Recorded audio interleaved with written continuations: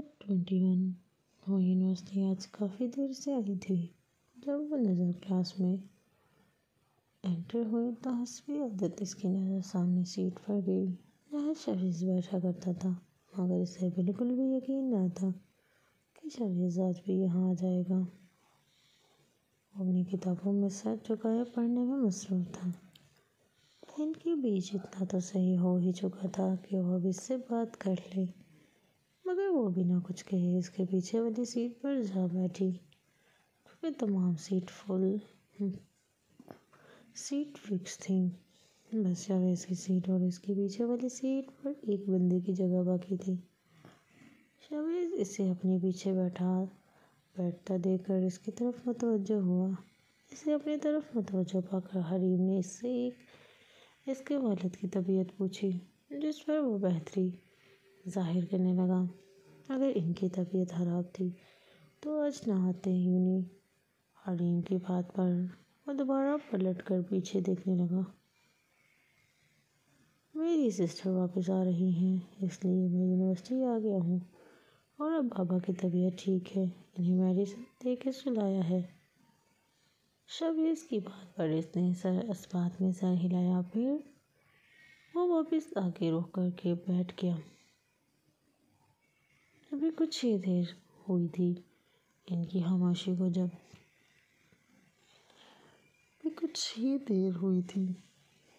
ان کی خاموشی کو جب وہ پلٹا۔ حریم جی۔ حریم جلدی سے اس کی طرف متوجہ ہوئی۔ اسے بہت اچھا لگتا تھا جب وہ نرم لہجے میں اس سے حریم جی کہہ کر بلاتا تھا۔ شکریہ، مگر کس بات کا؟ وہ حیران ہوئی۔ آج جو آپ نے میرے لیے کیا ہے وہ کوئی اپنا بھی نہ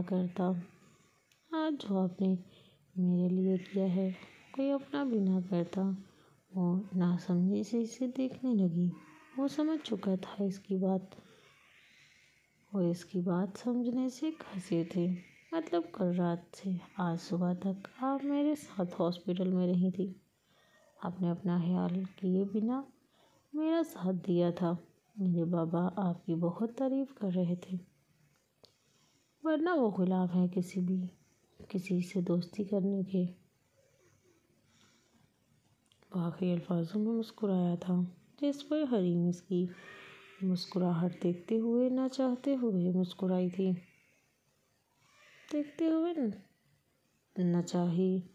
چاہتے ہوئے اس کی چاہت سے مسکرائی تھی۔ اٹس اوکے، یہ تو میرا فرض تھا۔ مجھے اچھا لگا ان سے مل کر۔ حریم کی بات پر وہ جواباً مسکرایا تھا جب دور سے آتی حوریہ کی نظر ان پر گئی۔ ہائے شاہز، کیسے ہو بیبی؟ وہ جلدی سے چونکا تھا۔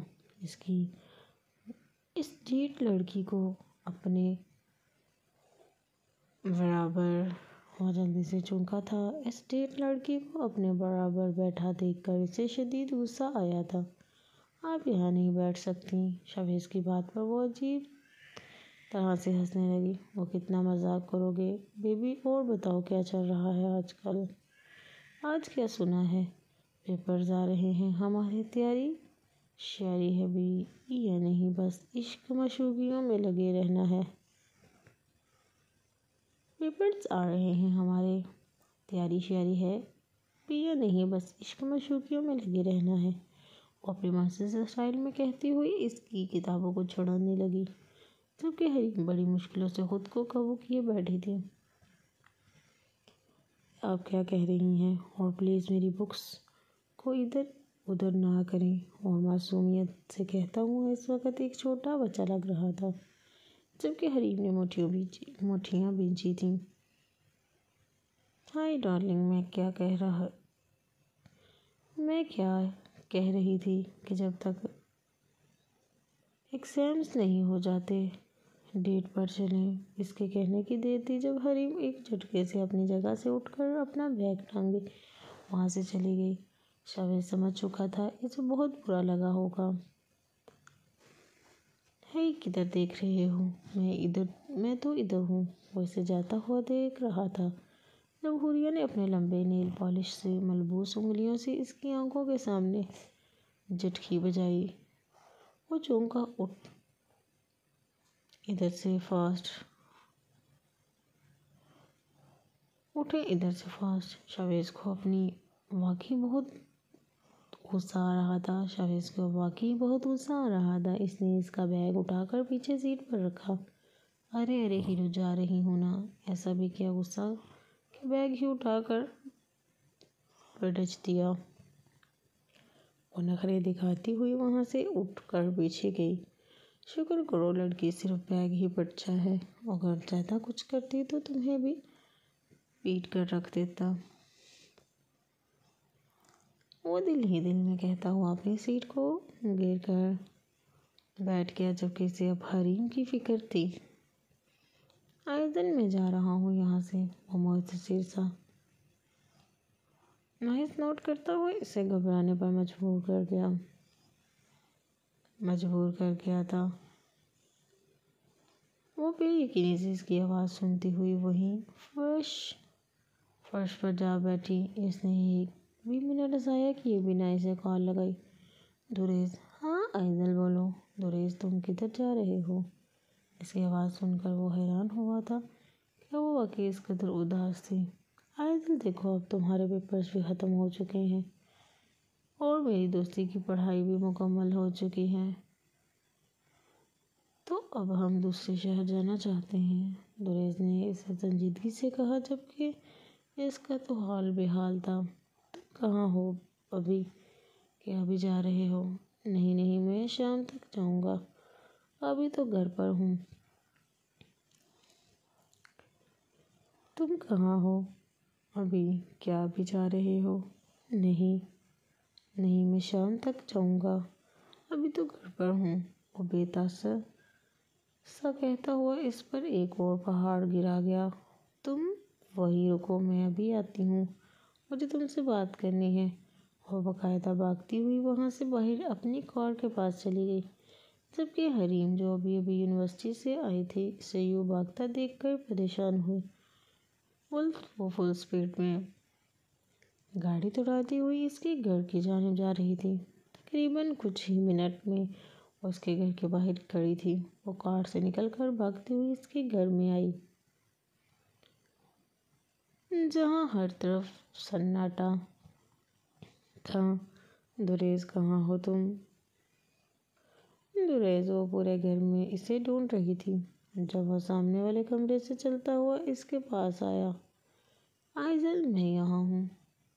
ابھی وہ مزید اسے کچھ کہتا جب وہ اس کے سینے سے جا لگی۔ وہ اس کے اچانک والے عمل پر صدمے آ گیا تھا۔ اس نے تو کبھی سوچا بھی نہیں ہوگا کہ وہ اس لڑکی کے دل میں اتنی اپنی جگہ بنا لے گا۔ آئزل، تم رو کیوں رہی ہو؟ کیا ہوا ہے؟ سب ٹھیک تو ہے نا؟ وہ فکر مندی سے کہتا ہوا اس سے دور ہوا۔ اس کے رخساروں کو اپنی شہادت کی انگلی سے صاف کرنے لگا۔ اس کا لہجہ انتہائی نرم تھا۔ دریز،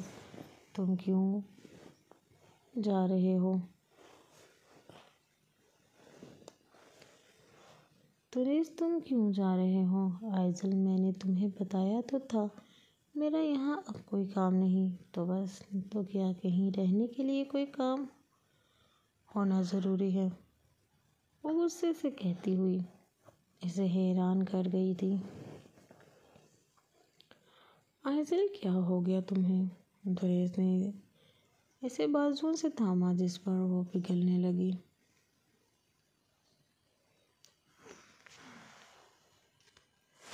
آئزل، تم ٹھیک ہو نا؟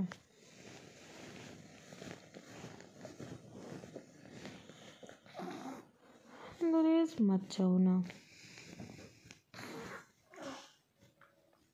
اس کی آنکھیں بھیگی ہوئی تھیں۔ آئزل، دیکھو، تم یہ جانتی ہو میں یہاں کبھی نہیں رہا ہوں، تو آخر میں عمر بھر یہاں کیسے رہ سکتا ہوں؟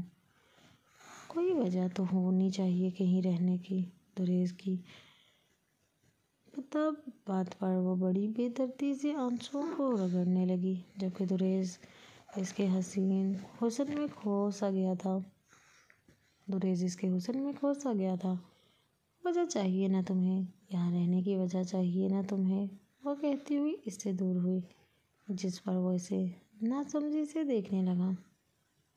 تو سنو، میں عائض کاظم تم سے بے انتہا محبت کرتی ہوں، مجھ سے مزید اپنی محبت چھپائی نہیں جا رہی، میں نہیں رہ سکتی تمہارے بنا۔ دریز تم اپنے سے لگنے لگے ہو، وہ ایک ایک لفظ کہتی ہوئی اسے حیران کر گئی تھی۔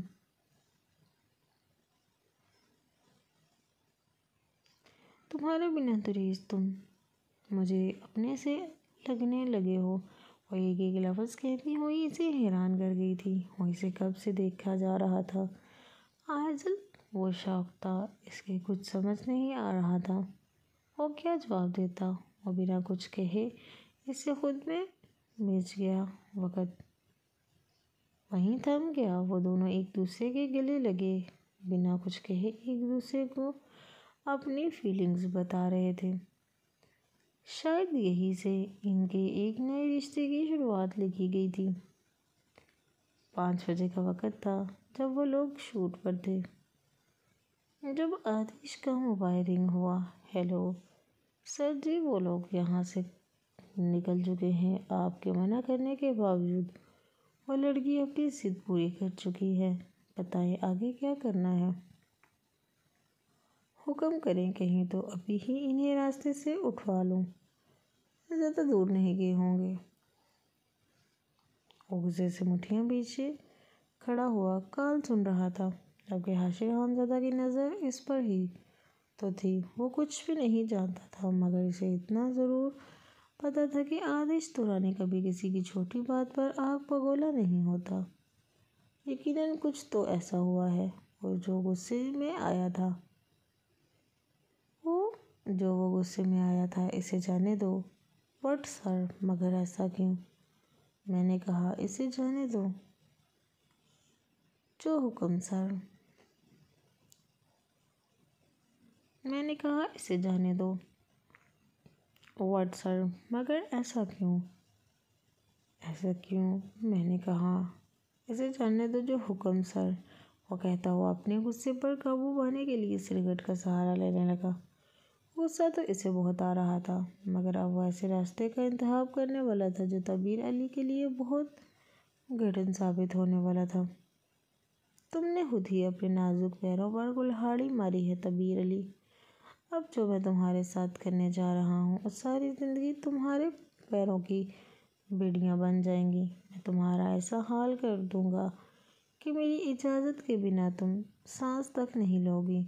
تمہاری زندگی پر، تمہاری ایک ایک سانس پر، تمہارے پورے وجود پر صرف میں حکومت کروں گا۔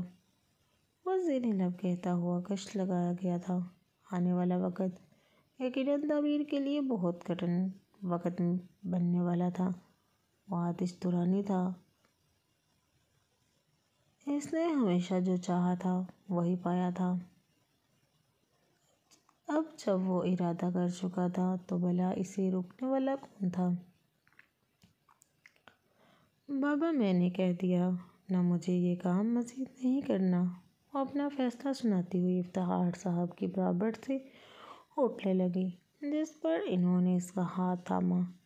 کیا میں وجہ جان سکتا ہوں بیٹی؟ یہ سب تو تمہارا شوق تھا نا، پھر اچانک ایسا کیوں؟ افتخار صاحب کے سوال پر اس نے ایک طرف بری نگاہ ان پر ڈالی۔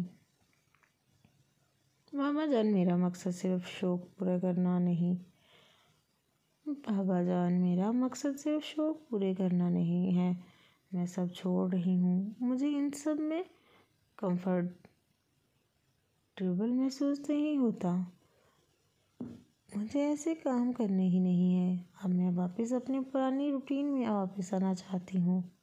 شام کا وقت تھا، وہ جب سے آئی تھی اپنے کمرے میں بند ہو گئی تھی۔ اس نے صرف کچھ ہی وقت افتخار صاحب کے ساتھ گزارا تھا، مگر اب جب افتخار صاحب اس سے بات کرنا چاہتے تھے تو اس نے اپنا فیصلہ سنا دیا تھا۔ شاویز بھی اس کی بات پر حیران تھا کیونکہ وہ دونوں ہی جانتے تھے تعبیر کو کن کن چیزوں کا شوق تھا، اور اب جب اس کا شوق پورا ہونے ہی لگا تھا تو وہ خود اپنے قدم پیچھے کھینچ رہی تھی۔ شاید وہ واقعی اب یہ کام نہیں کرنا چاہتی تھی۔ افتخار صاحب کو یہ جان کر کچھ عجیب لگا۔ مگر بیٹا، بابا جان پلیز، آپ جو کہیں گے میں ماننے کو تیار ہوں، مگر پلیز مجھے مزید فورس نہ کریں ورنہ میں پاگل ہو جاؤں گی۔ ٹھیک ہے بیٹا، جیسا تمہیں ٹھیک لگے۔ افتخار صاحب سمجھ چکے تھے اس کے مزاج کے مطابق یہ کام شاید اسے راس نہ آیا تھا کیونکہ وہ بہت سادی سی تھی۔ اسے ان کاموں کا صرف شوق ہی ہو سکتا تھا۔ شکریہ بابا جان، کہتی ہوئی واپس اپنے کمرے میں چلی گئی، جبکہ شاویز بھی اس کے پیچھے پیچھے چلا گیا۔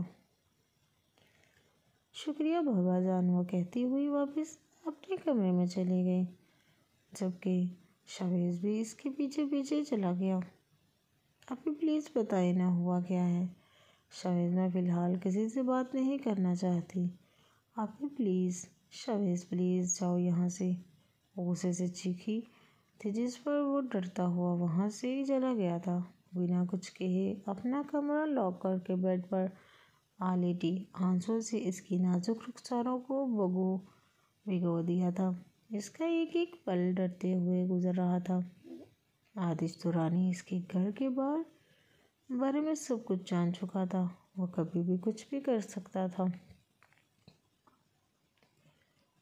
یا اللہ پاک میری مدد فرما، مجھے اس درندے نما انسان سے بچا لے، میری عزت محفوظ رکھنا میرے رب، میرا تیرے سوا اور کوئی رازدار نہیں۔ وہ ہچکیوں سے روتے ہوئے تکیے میں منہ چھپائے لیٹ گئی تھی۔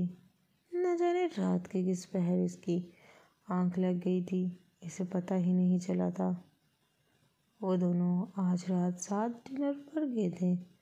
دریز نے ان کے نئے رشتے کی شروعات کے طور پر اس سے کچھ شاپنگ بھی کروائی تھی، اور اب وہ لوگ ڈنر کر کے گھر واپس آ رہے تھے۔ جب دریز نے گاڑی چلاتے ہوئے دیکھا، آئزل سگریٹ کی ڈبی نکال رہی تھی۔ آئزل،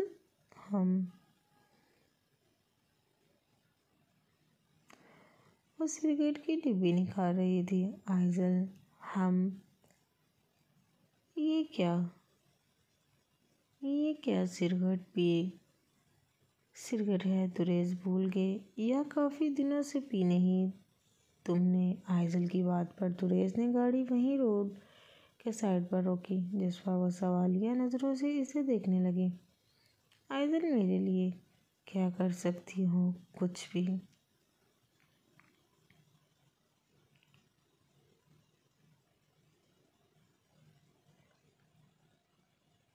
کیا تم میرے لیے کچھ چھوڑ سکتی ہو؟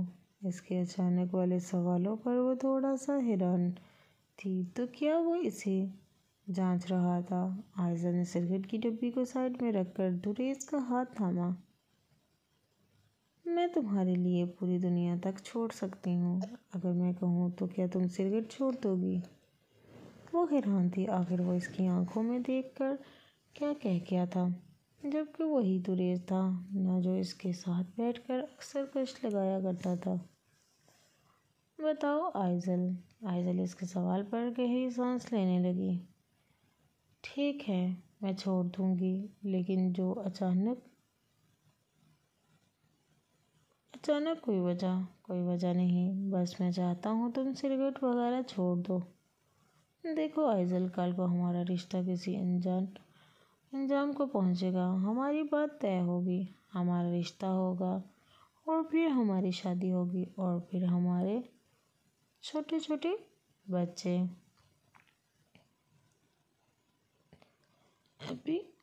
ابھی آگے وہ مزید کچھ کہتا جب آئزل کے ہونٹوں پر ایک دل چھو لینے والی مسکراہٹ آئی، جسے دیکھتے ہوئے وہ مانو جیسے فریز ہو گیا ہو۔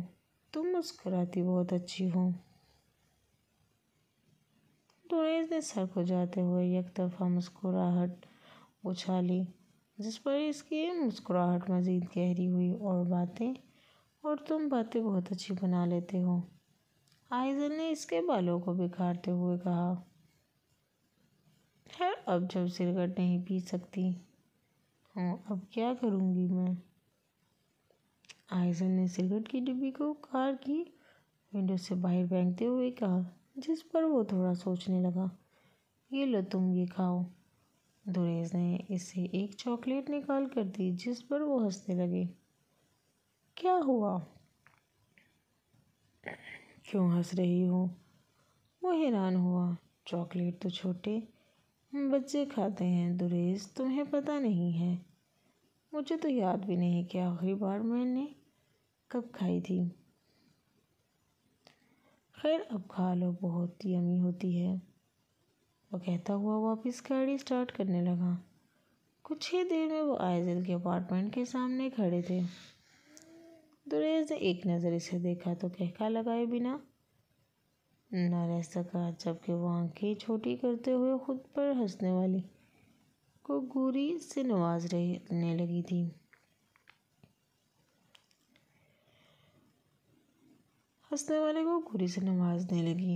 یہ اتنے دانت کس خوشی میں نکل رہے ہیں؟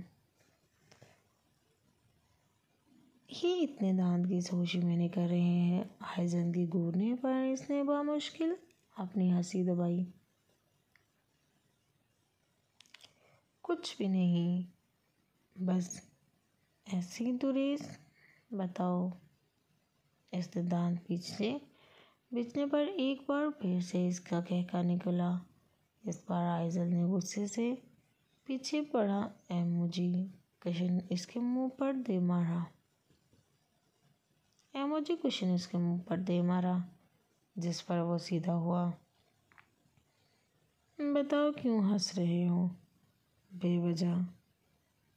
بے وجہ آئزل ذرا شکل دیکھنا اپنی۔ جیسے ہی اس نے مرر کا رخ اپنی طرف کیا، وہ بے یقینی سے اپنا منہ دیکھتے ہی رہ گئی۔ ویسے تم بھی کسی چھوٹے بچے سے کم نہیں ہو ڈارلنگ، دریس نے اس کے نرم رخساروں کو کھینچتے ہوئے کہا، جس پر نہ چاہتے ہوئے بھی آئزل کا کہکا نکلا تھا۔ وہ دونوں ہی ہنس پڑے تھے۔ نیکسٹ پارٹ جاری ہے۔ پلیز آپ کو میرا ناول پسند آیا ہو تو میرے چینل کو سبسکرائب کریں اور بیل کو پریس کریں تاکہ میری آنے والی ویڈیو آپ تک پہنچ سکے۔ اور میرا ناول پسند آیا تو پلیز کمنٹ میں ضرور بتائیے گا۔ اوکے، اللہ حافظ۔